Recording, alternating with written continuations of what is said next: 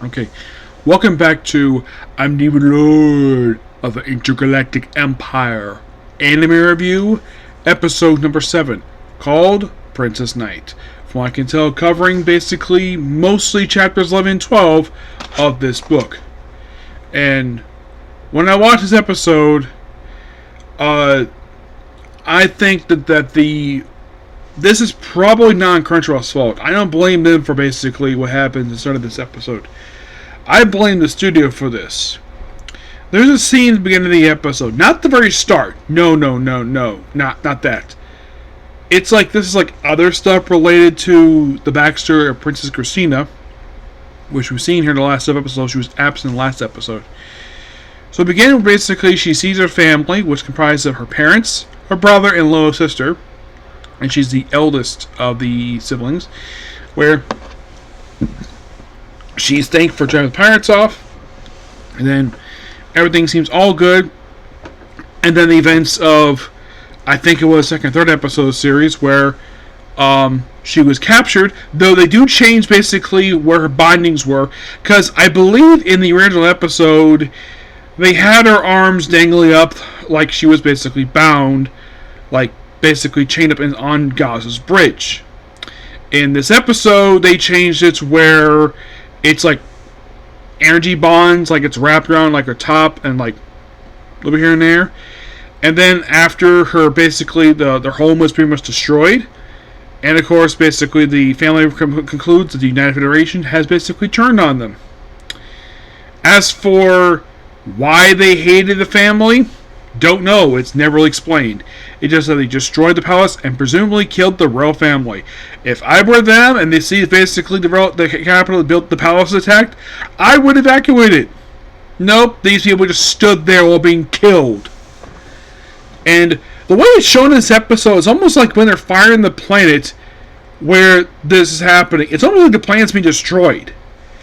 And then right after this, we go straight to God's facility, which of course they do have a slight change here, because the way they have it here is like God takes Christina originally in the original episode to a different room.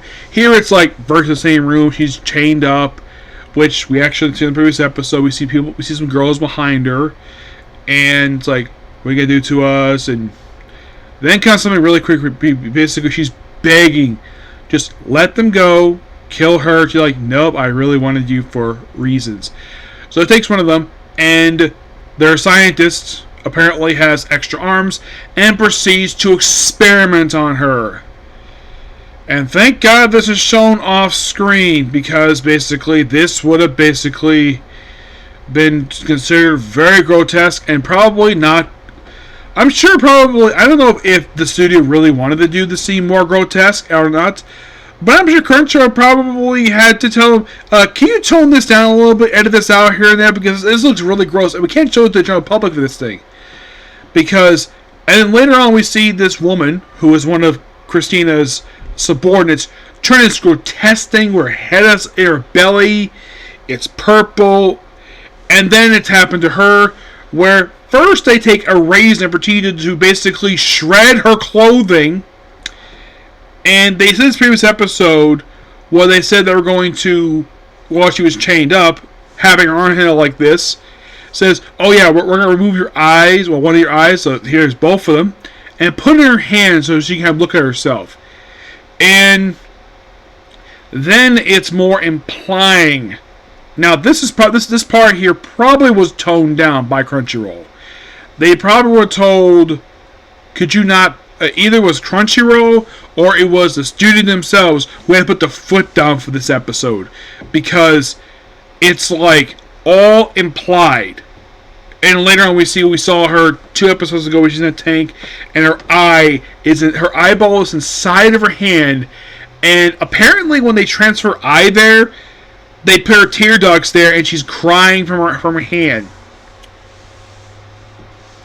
And then God goes off like you see in the previous episode. Jump ahead to present day. Now, I think that a lot of that first half was like stuff they probably were planning on doing, but I felt this though basically watching this. Like, I think that the princess stuff, beginning like the first portion of this, that probably was going to be in the original episode when this first aired, but they probably cut it due to time, and then they put the scene here, which is fine, and then we cut the present day where after Vince Priest's episode where Liam has basically just... By the way, Liam himself does not show up into the episode until roughly almost 10 minutes in. That's how long the main character takes to show up in this episode. So, he goes into the facility, destroys more of these mobile knights, or the power knights, excuse me, and yes, if one of the knights follow him, and like, oh, is there a dog here? Which, yes, that happened in the book too, which that is the second time he said that, and then he proceeds to have the scientists get captured, and it's like, oh, take me, like, the treasure, like, mentioning pets. In the book, it mentioned captives. Here, it mentioned pets. That's what God refers them as. And he sees basically what happened to these people, and he gets a flashback to what happened with him, and he proceeds to shoot the scientist in the head. And, yeah, he was completely justified for it because that scientist was a terrible person. As basically someone of high-ranking authority, he had every right to execute him on the spot because what he did was inhumane. And then he sees, well, what remains of Christina in this grotesque thing. Though for some reason they do make a slight change here, because I don't remember this was in 2 episodes back, because here we still see her hair, her gorgeous blonde hair, with this little hairpin still there. And I'm like, did they just basically... It's like whatever they did to her body. It's like almost like they just changed the body itself, but not the hair.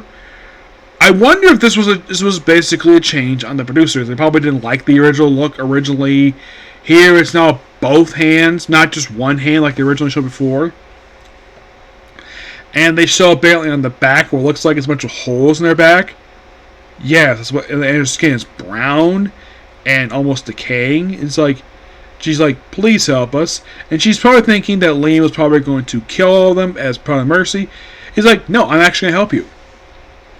And she's actually quite shocked about it. And it's like, their orders. And eventually, oh yeah, there's an elixir. I need a lot. It's going to be really expensive, basically, to restore people to a natural appearance.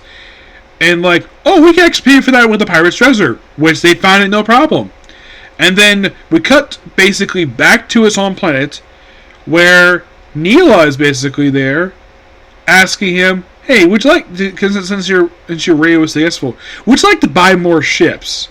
And I mentioned on Monday they got like, "Oh, we could buy maybe 5,000." Like, "Oh, sold." He's like, "I didn't really agree to it." Like, yeah, and then we see also that his master basically just kind of finishes up with him. Also, the guide is here, and he's feeding off like more negative emotions, like a guy who apparently put the wrong sauce on his noodles, so he just dies because he put the wrong sauce as noodles. Yeah, kind of stupid. I'm trying to think what else. Oh yeah, he masters the way of flesh. That's basically the thing. He masters it and proceeds, yeah, I need to give a certification master, and then he leaves. Presumably, he probably finished up training, and he just wants to leave. Now, in case you're curious, though, I don't think he pops up again after this, because there's nothing of note, basically, I read where he actually appears at book 1. But we do have just a few more handful of episodes left to go. We have 5 more left to go. And next week's episode is the title of the bonus story from the book. You're probably thinking, okay, what's the name of the bonus story of the book? Yes, the bonus story is called Harem Plan. Though it's called Liam's Harem Plan, and it's just a quick 2-page thing. My guess is that they might be finishing up the adaptation of this book next episode. It's possible. And they might start... either it's going to be finished next episode, or they're probably going to spend the next 2 episodes after that just adapting what was skipped over initially. Like, by the way, Brian himself, this we've seen the opening title sequence, is not in the episode. I believe this is like the 3rd episode in a row he's been absent. yes. My hope is for the remaining five episodes, not only that at the end of this, but how about adapt basically what was skipped over initially, like the stuff related to the mansion, bunch of things they could possibly do, but that depends when the studio makes this. Yep, so yeah, that's particularly a particular view. Please be sure to like, comment, subscribe, turn notifications. Next up is the Comic Corner. And it's probably my last video for tonight, okay? Next view. Bye.